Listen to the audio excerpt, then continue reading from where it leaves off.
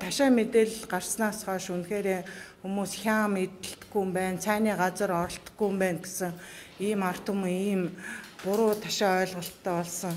Манай борлуулалт нь үнэхээр нөлөөлж байна. Манайх ч биш одоо хяам үйлдвэрлэгч нар, бууз үйлдвэрлэгч нарт хүртэл нөлөөлж байна. Тэгэхээр энэ буузыг ч гэсэн энэ боловсруулсан махаар хийх боломжгүй гэдгээ бас ойлгосоо гэж байгаа.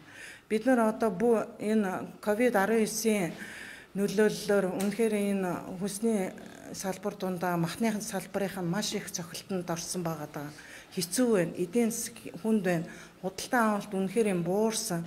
Тэгээ дээрээс нь одоо ингээд ийм буруу ташаа мэдээлэлээс болоод бидний одоо ингээд хэдэн зуун ажилтныг бид нар бас тийжээж ар гэрээ нь авч явж байгаа. Эднэрийн цалин буурч байна. Борлуулалт буuna гэдэг чи одоо бид нар тэр хэмжээгээр л цөөхөн хоног ажиллах болно, цалин бага өгөх болно. Энд чинь ингээ хин энийг гинжээ холбоотой болчихно. Ийм байгаа.